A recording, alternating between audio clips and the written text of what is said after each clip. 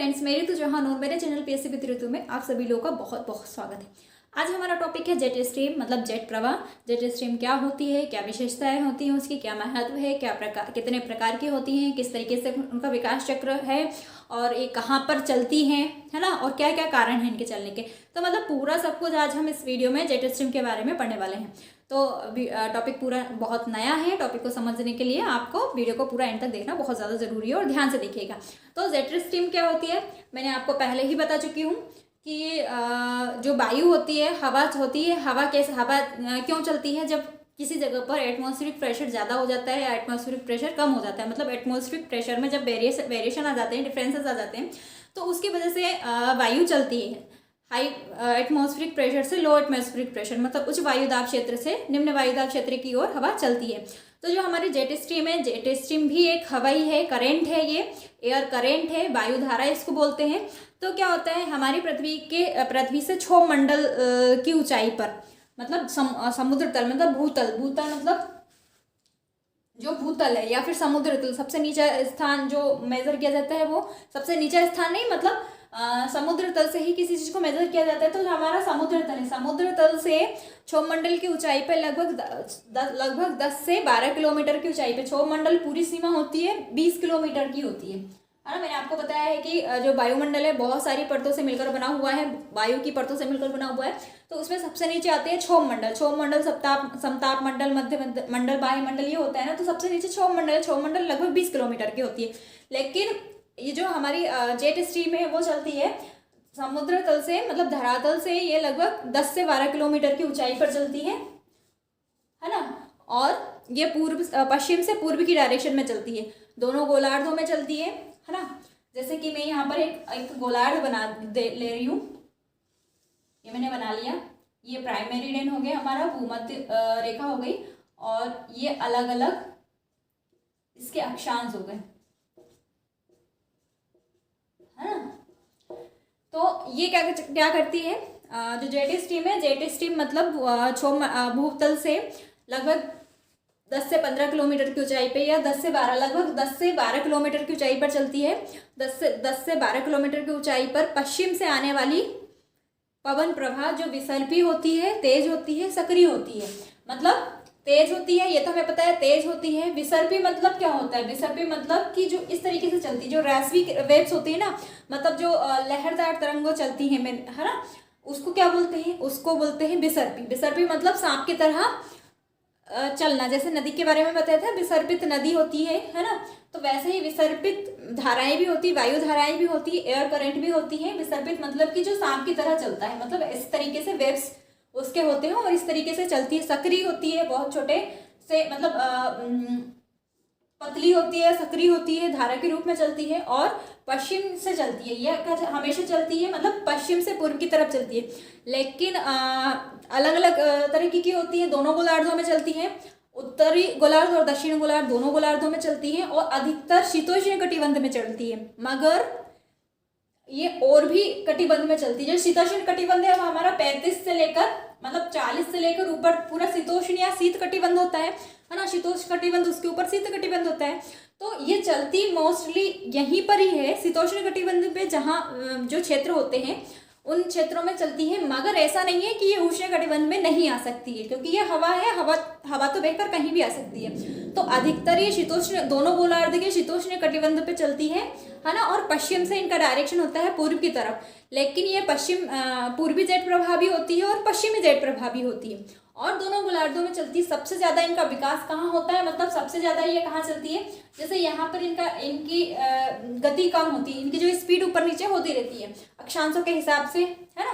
अक्षांशों के हिसाब से इनकी स्पीड कम ज्यादा क्यों होती है, क्योंकि अक्षांशों के हिसाब से ही हमारा जो सूर्य ताप है अपना तापमान डालता है। मतलब सूरज है वो अपना टेम्परेचर डालता है, अपनी सूर्य का ताप डालता है। सूर्य किरणें पड़ती है, तो जहाँ पर सूर्य किरणें ज़्यादा पड़ती है वहाँ पर सूर्य ताप बहुत ज़्यादा होता है, मतलब वहाँ का टेम्परेचर बहुत ज़्यादा होता है। और मैंने आपको बताया था कि जहाँ टेम्परेचर बहुत ज़्यादा होता है वहाँ पर तापमान ज़्यादा होता है, वहाँ पर क्या होता है, वायुदाब या एटमॉस्फेरिक प्रेशर कम होता है। और जो हमारी जो पवनें हैं उनका सीधा संबंध किससे हो जाता है, तापमान और वायुदाब से हो जाता है। इसलिए ये अक्षांश के अकॉर्डिंग इनकी जो गति है वो कम ज़्यादा होती रहती है है ना, यहाँ पर थोड़ी ज़्यादा हो गई। और 30 से 35 जो होते हैं अक्षांश होते हैं, यहाँ पर इनकी गति क्या बहुत ज़्यादा हो जाती है। हाँ, और इससे नीचे भी इनकी थोड़ी कम ज़्यादा होती रहती है।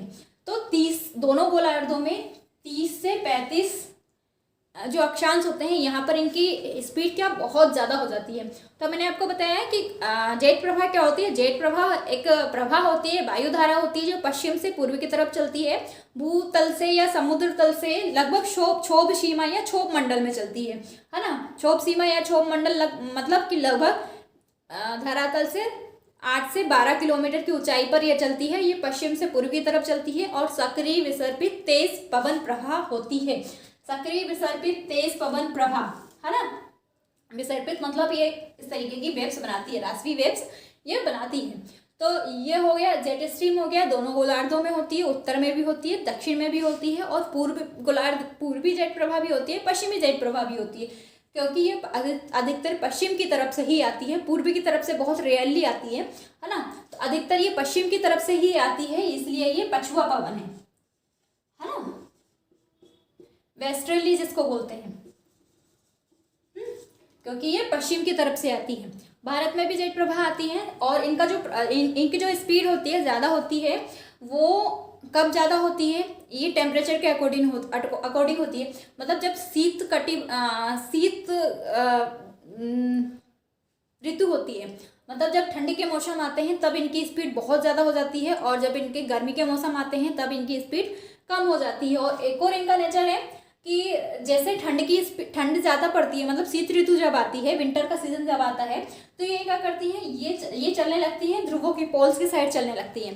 अब इसको आप ऐसे समझ लो कि मतलब समझने के लिए कि है ना, ठंड में ये कहाँ चलती है, गर्मी में ये कहाँ चलती है। तो जैसे कि ठंड होती है और ठंड में हमको बहुत ज़्यादा ठंड लगती है, और उससे बचने के लिए हम क्या करते हैं, हम है ना कुछ ठंडी चीज कुछ गर्म चीज़ें पीते हैं, गर्म चीज़ें खाते हैं, या फिर ताप के पास या फिर आग के पास हम जाके बैठ जाते हैं। तो ऐसे ही जब गर्मी का मौसम आता है, तो गर्मी के मौसम में हम क्या करते हैं, ठंडी चीज़ खाते हैं, या कूलर के पास बैठ जाते हैं, या ठंडी जगहों पे चले जाते हैं।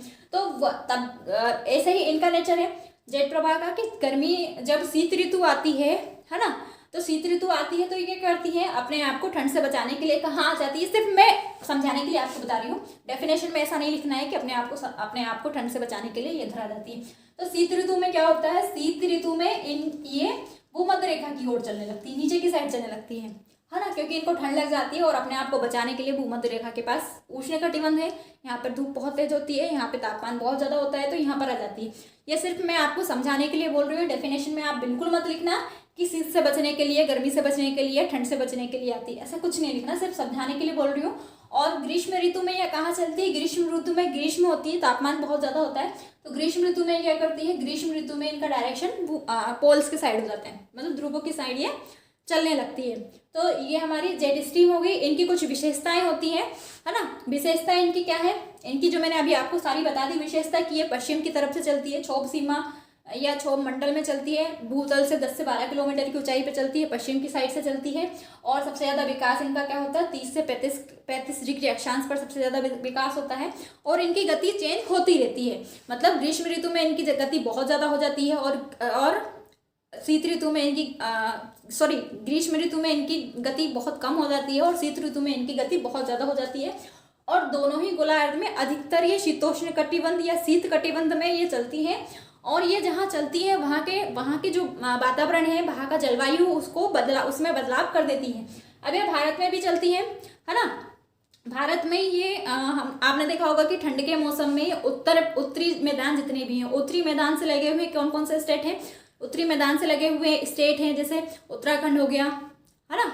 मतलब उत्तर के जितने भी उत्तरी मैदान से लगे हुए नहीं, मतलब है ना, उत्तर के जितने भी स्टेट हैं, जैसे उत्तराखंड, हिमाचल प्रदेश, और उत्तरी मैदान से लगे हुए क्षेत्र कौन कौन से हैं, जैसे दिल्ली हो गया, हरियाणा हो गया, उत्तर प्रदेश हो गया, है ना। तो ये सब उत्तरी मैदान से लगे हुए प्रदेश हैं। तो हमारे भारत में क्या होती है, भारत में भी जेट स्ट्रीम आती है जब ठंड के मौसम होते हैं, तब अधिकतर ये नवंबर दिसंबर में आती है। और जेट स्ट्रीम मतलब जब जब ये आती है तो क्या होता है, बहुत तेज स्पीड होती है इसकी, और ये भूमध्य सागर जो है भारत, मतलब भूमध्य सागर जो है वहाँ से चलना शुरू हो जाती है। भूमध्य सागर भारत के पश्चिम में है, वहाँ से आती है, वहाँ से ईरान इराक को क्रॉस करती है और वहाँ से अफगानिस्तान के अंदर आती है। अफगानिस्तान के बाद ये पाकिस्तान में इंटर होती है और पाकिस्तान से ये भारत में इंटर होती है।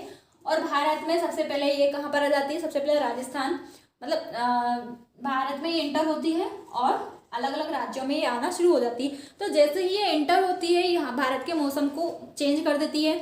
इसके साथ बहुत तेज हवाएं आती हैं, चक्रवात आते हैं, चक्रवात मतलब साइक्लोन्स आते हैं, है ना। और उसके कारण क्या बरसात भी होने लगती है उस टाइम, या फिर बरसात होगी या फिर हिमवृष्टि होगी, मतलब बर्फ गिरने लगेगी, ओले गिरने लगेंगे।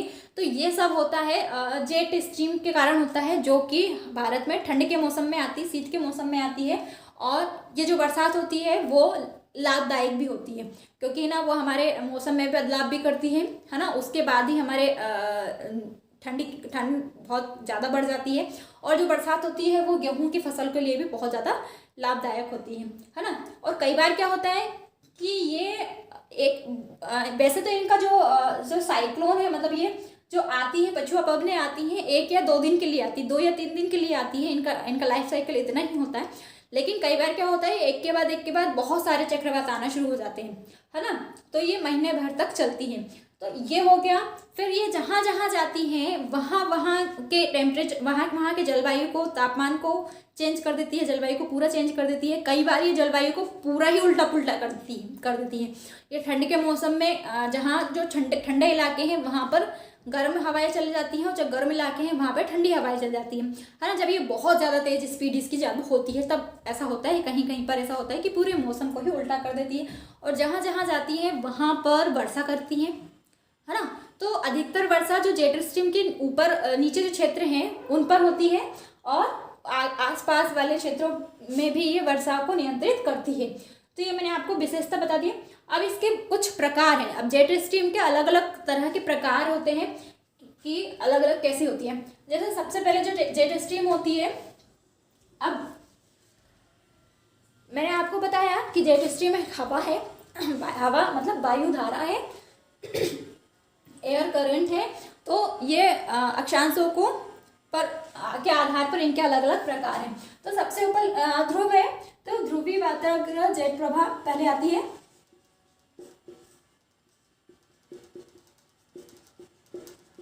मतलब polar front jet stream, polar front jet stream. Front का मतलब क्या होता है, वाताग्रह का मतलब होता है कि जब दो अलग अलग तरह की वायु राशियां एक दूसरे के सामने आ जाती हैं। अब इसके नेक्स्ट वाले जो भी टॉपिक होगा वो वाताग्रह का ही होगा, तो मैं आपको बहुत अच्छे से डीपली समझाऊंगी। अभी नॉर्मली मैं बताती हूँ कि वाताग्रह क्या होता है। वाताग्रह मतलब जो 2 अलग अलग तरह की वायु राशियां, मतलब पूरी एक प्लेट होती है, पूरी एक लेयर होती है वायु की, है ना। तो 2 अलग अलग टाइप की, मतलब एक वायु राशि, एक जो हवा है बहुत ज़्यादा ठंडी है और एक जो है वो बहुत ज़्यादा गर्म है। तो ये दोनों जब आपस में एक दूसरे के पास आ जाती हैं, तो हमारा जो ध्रुवीय क्षेत्र है, पोलर क्षेत्र है, जो यहाँ पर क्या होता है, टेम्परेचर बहुत ज़्यादा कम होता है। तो यहाँ से लगी हुई जितनी भी हवा होती है वो कैसी होती है, ठंडी होती है ना। तो यहाँ की ठंडी हवा और यहाँ की मतलब उष्णकटिबंधीय की या उपोष्णकटिबंधीय की जो गर्म हवा है वो ऊपर जाती है, और जब एक दूसरे के सामने खड़ी हो जाती है तो वो वाताग्रह बनाती है। तो इनसे क्या होता है, एक वाताग्रह जेट स्ट्रीम बनती है, ध्रुवीय वाताग्रह जेट स्ट्रीम बनती है। ये लगभग है ना,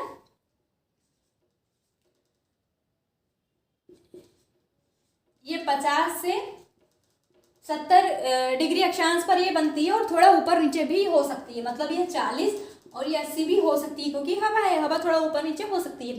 तो ये होती है, इसकी जो गति होती है बहुत ज़्यादा तेज होती है। ये पश्चिम से आती है, सारी ये वाली पश्चिम से आती है ना। इसका डायरेक्शन पश्चिम से पूर्वी की तरफ होता है, और इसकी गति बहुत ज़्यादा तेज होती है ना। ये हो गया। और ये अनियमित होती है, मतलब रेगुलर नहीं होती है। ये जेट प्रवाह हो गया। दूसरा हो गया हमारा उपोष्ण कटिबंधीय जेट स्ट्रीम या जेट प्रवाह, है ना। सब ट्रॉपिकल जेट स्ट्रीम जो होती है, तो ये क्या होती है, ये वाली लगभग होती है 30 से 35 डिग्री अक्षांश पर होती है ना, 30 से 35 डिग्री अक्षांश पर ही होती है, इसलिए इसको उपोष्ण कटिबंधीय जेट स्ट्रीम बोलते हैं। जेट स्ट्रीम है मतलब ये पश्चिम की तरफ से आती है, पछुआ पवन है, पश्चिम की तरफ से आती है और ये 30 से 35 डिग्री अक्षांश पर ही चलती है। और क्या होता है, इनका जो गति होती है वो जो ध्रुवीय वाताग्रह है उससे क्या होती है, उससे कम होती है, इनकी स्पीड थोड़ी कम होती है, लेकिन ये रेगुलर होती है। ये अनियमित होती है लेकिन ये रेगुलर होती है, मतलब ये नियमित रूप से आती है ना। ये कई बार आती है कई बार नहीं आती है, लेकिन ये हर साल हर बार ये आती है और ये चलती है। तो ये उपोष्ण कटिबंधीय जेट स्ट्रीम हो गया। थर्ड इसकी हो गई उष्ण कटिबंधीय जेट स्ट्रीम। तो जो उष्ण कटिबंधीय जेट स्ट्रीम है वो लगभग 20 से 30 डिग्री अक्षांश मान लो, या फिर थोड़ा ऊपर नीचे भी हो सकता है, इसलिए इसको 25 से 35 सॉरी यहाँ पर ये 15 मान लो, 15 से 35 थोड़ा ऊपर नीचे भी हो सकता है। तो उष्ण कटिबंधीय जेट स्ट्रीम होती है ना, नाम से ही समझ में आ रहा है, उष्ण कटिबंधीय जेट स्ट्रीम होती है और ये भी पश्चिम की तरफ से आती है ना, और ये भी वातावरण को थोड़ा बहुत चेंज करती है। अब फोर्थ वाली हो गई हमारी, फोर्थ वाली हो गई पूर्वी जेट स्ट्रीम होती है, या फिर इसको बोलते हैं हम कौन सी होगी, उष्ण कटिबंधीय पूर्वी जेट स्ट्रीम।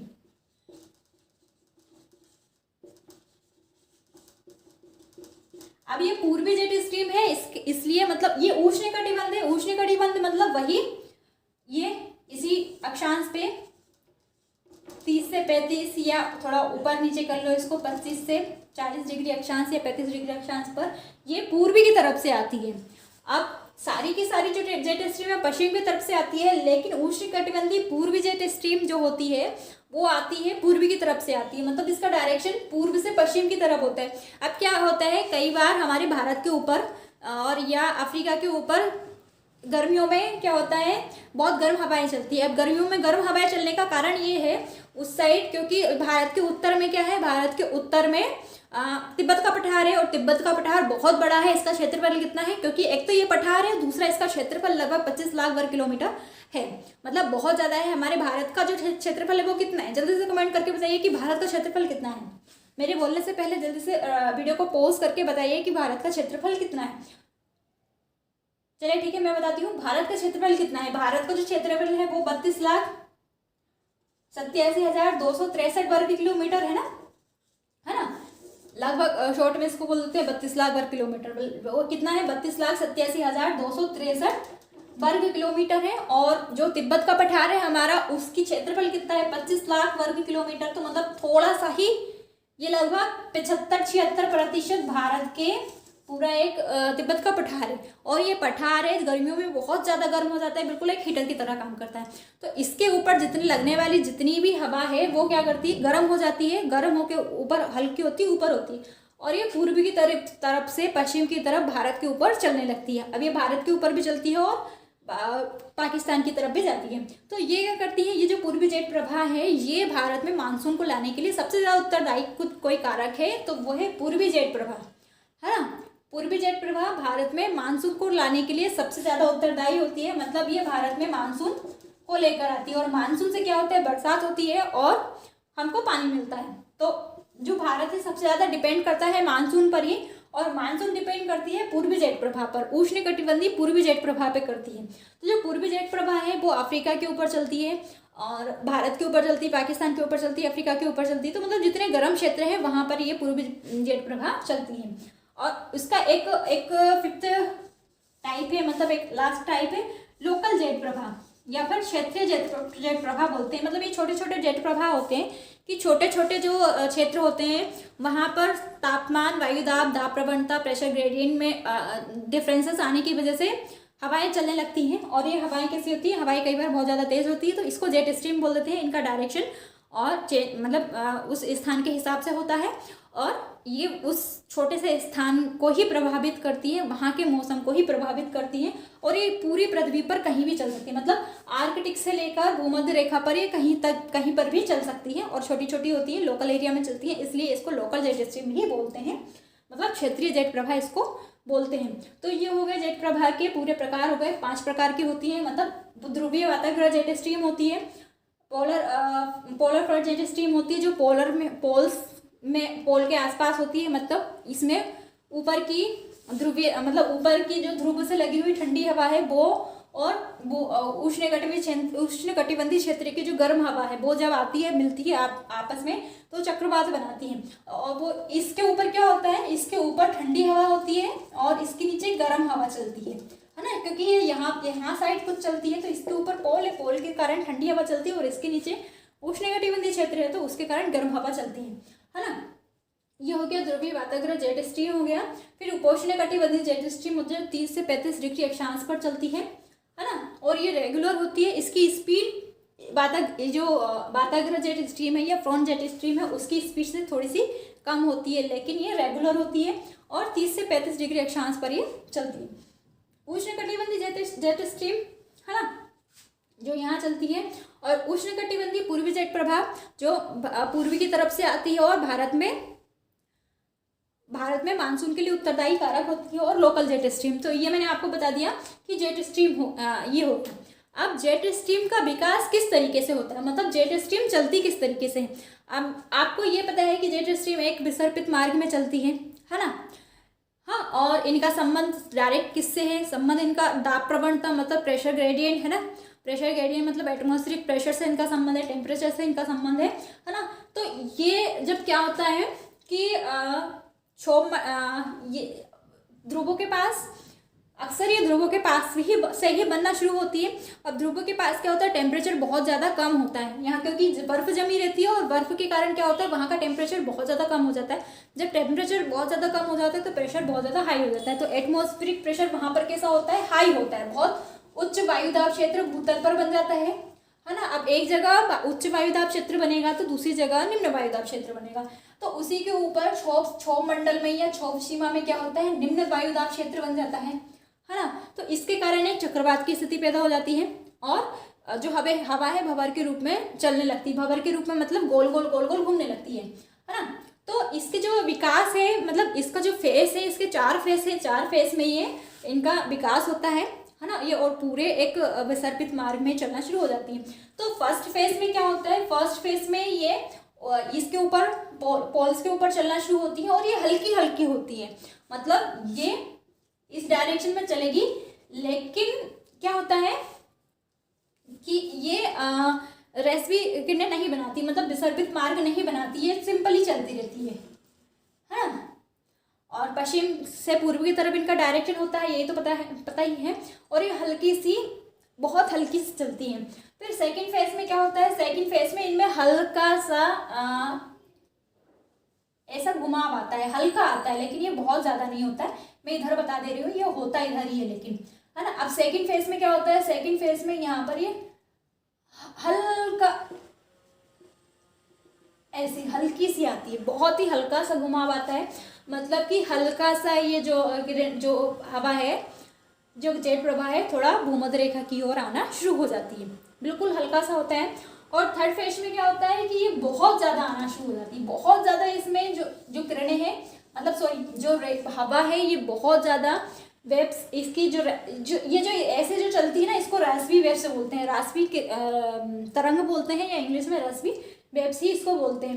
तो ये इस तरीके की वेव्स बनाना शुरू कर देती हैं और इतनी ज़्यादा तेज़ होती हैं ये कि ये जो ऊपर की जो ठंडी हवा है, मतलब ध्रुवों की जो शीत हवा है, शीत वायु है, वो भूमध्य रेखा की ओर आना शुरू हो जाती है, और भूमध्य रेखा की जो उष्ण हवा है, गर्म हवा है, वो ऊपर ध्रुवों की ओर आना शुरू हो जाती है और ये हमारे वातावरण में बदलाव कर देती है। वहाँ का जो भी वातावरण है उसमें बदलाव कर देती है, ऊपर नीचे कर देती है ना। तो ये आना शुरू हो जाती है। और फोर्थ स्टेज में क्या होता है, फोर्थ स्टेज इसका ऐसा है कि ये बहुत ज़्यादा हो जाती है, इसकी स्पीड हद से ज़्यादा हो जाती है और ये इसी तरीके की चलना शुरू कर देती है, और कई बार इतनी ज़्यादा हो जाती है कि ये टूट जाती है। जो हमारी ये वेव्स है ये टूट जाती है ना।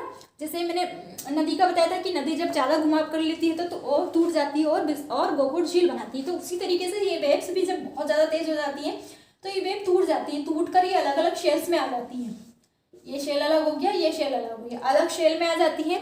इसको बोलते हैं कट ऑफ हाई सेल या कट ऑफ लो सेल, इसको बोलते हैं। मतलब कुछ सेल्स होते हैं जैसे भूमध्य रेखा के जो पास वाले क्षेत्र होते हैं, यहाँ पर क्या होता है, टेम्परेचर बहुत ज़्यादा और वायुदाब बहुत कम होता है।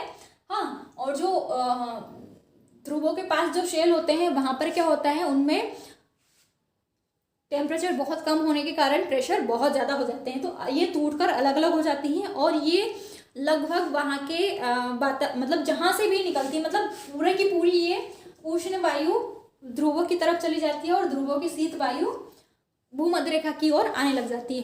तो वहाँ के वातावरण को पूरा ही उल्टा पुल्टा कर देती है। जहाँ पर ठंडे मौसम होते हैं वहाँ पर गर्म हवा चलने लगती है और जहाँ गर्म मौसम का क्षेत्र होता है वहाँ पर ठंडी हवा चलने लगती है। तो इस तरीके की ये इनके 4 फेस होते हैं।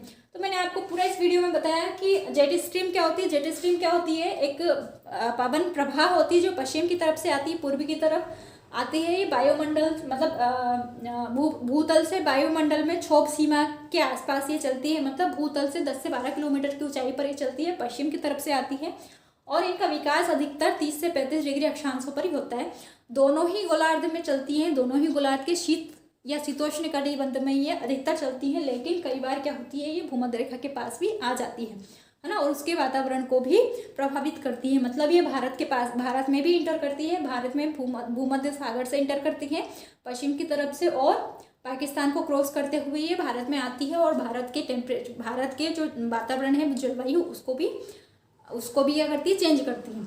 इसकी जो सबसे ज़्यादा स्पीड होती है वो शीत ऋतु में होती है, मतलब ठंड का मौसम होता है तब इसकी स्पीड बहुत ज़्यादा होती है। गर्मी के मौसम में इसकी स्पीड कैसी हो जाती है, गर्मी के मौसम में इनकी स्पीड कम हो जाती है और भारत में ये आती है ठंड के मौसम में आती है, नवंबर दिसंबर के महीने में ये आती है और आकर वर्षा करती है। कई बार ओले पड़ते हैं, कई बार हिम वर्षा होती है, मतलब बर्फ़ गिरती है ना, जिसके कारण मौसम में हमारे बदलाव हो जाते हैं। और ये जो वर्षा होती है हमारे गेहूं की फसल के लिए बहुत ज़्यादा लाभदायक होती है और ये कई क्षेत्रों में जेट प्रवाह के कारण भी वर्षा होती है। जहाँ जहाँ जिस क्षेत्र के ऊपर जेट प्रवाह चलती है वहाँ पर वर्षा ज़्यादा होती है। हाँ, ये बताया। उसके कुछ प्रकार हैं, 5 तरह की जेट स्ट्रीम होती हैं, उनके प्रकार हैं और उनका विकास इस तरीके से होता है, मतलब 4 फेजेस में उनका विकास होता है। पहले हल्की हल्की चलती है, पोल्स के ऊपर हल्की हल्की चलती है और फिर एट लास्ट 4th में ये बहुत ज़्यादा तेज़ स्पीड से चलने लगती है कि ये जो शेल्स हैं इनके, ये शेल्स मतलब ये जो ऐसे चलती है ना तो ये टूट जाते हैं, टूट कर अलग हो जाते हैं, तो ऐसे है ना। तो जो भूमध्य रेखा के पास वाले शेल होते हैं उनमें निम्न दाब क्षेत्र बन जाता है। हाँ, हाई टेम्परेचर के कारण निम्न दाब क्षेत्र बन जाता है और जो पोल्स के पास वाले शेल्स होते हैं वहाँ पर जो चक्रवात होते हैं, वहाँ पर जो साइक्लोन चलना शुरू होते हैं, उनमें क्या होता है, हाई प्रेशर हो जाता है। लो टेम्परेचर के कारण वहाँ पर हाई प्रेशर हो जाता है। तो इस पूरे वीडियो में मैंने बताया आपको कि जेट स्ट्रीम क्या होती है। इससे रिलेटेड अगर कोई भी क्वेरी तो आप प्लीज़ मुझे कमेंट करके ज़रूर बताइएगा। अगर आपको वीडियो अच्छा लगा तो प्लीज़ लाइक करिए और आप मेरे चैनल पर नए हैं तो प्लीज़ मेरे चैनल को सब्सक्राइब जरूर कीजिए। मिलते हैं अगले वीडियो में, तब तक के लिए नमस्कार।